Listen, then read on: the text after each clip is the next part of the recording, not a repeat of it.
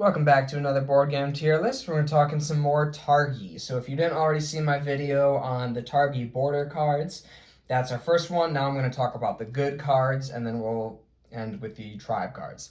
So the goods cards, there's a stack of them here, and they'll basically get flipped up into the grid in the middle between the border cards. And so where your Targi markers intersect, you'll place your tribe cards, and you'll collect the goods shown on these cards. So these are obviously handy. These are just how you generate resources. Some are definitely better than others. Let's dive into them. Gives you one date. So I don't think there's really going to be any F cards here because there's nothing that's bad. But this is just the least helpful. It's just one resource. So that's going to go into C. One salt, again, C. And I don't think there's really a difference between like dates versus salts versus pepper. If one's more valuable than the other, I think they're pretty even.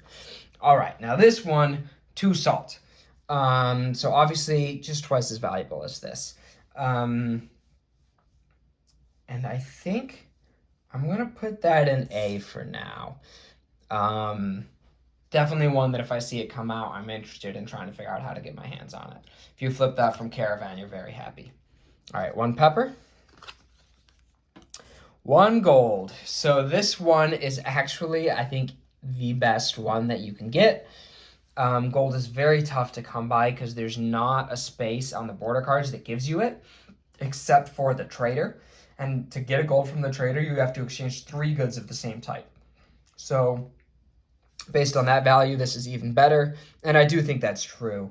It's worthwhile because gold is really helpful. There's a lot of tribe cards that you need a gold. And sometimes if you have a gold, you can pretty much pay for the tribe card with very little other resources.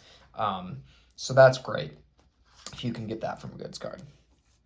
All right, so this one lets you choose any one of the 3 basic goods, dates, salt, or pepper. Obviously better than these just because of the flexibility. Very nice to have out there. But I actually think I'm going to put this in B. I'd still rather have 2 of 1 resource than get the choice of 1. All right, there's another one of these. I think the rest of these will pretty much fall in line pretty easily. There's another one of these, a double pepper. So again, just as good as the double salt. A date and a pepper. So it really just depends on what you need. In a vacuum, I think I'd say this is better than these, just because it gives you more options, but it depends what you need. They're close enough that they're same tier. Again, gold, S tier. 1 date is going to be C. 1 gold is going to be S. A salt and a date is going to be A. 2 dates, A. 1 salt, C. 1 pepper, C. A pepper and a salt, classic combo. Oh, and then this one's interesting. This is a victory point.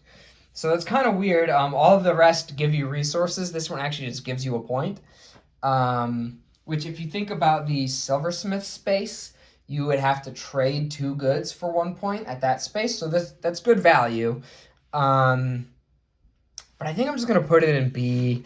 I'd rather have the resources to buy a tribe card rather than just get 1 point. It's not helping you advance your engine. It's just a point, which is helpful, but it's not going to move the needle that much. So that's okay. I'll put that in B. So that's all the good cards. Pretty simple.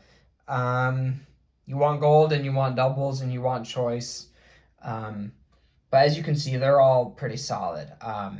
The border cards that gave you 1 resource were kind of B by the border card standards, and that's the worst case scenario with the goods card. So that's why Caravan, as you can see, is good.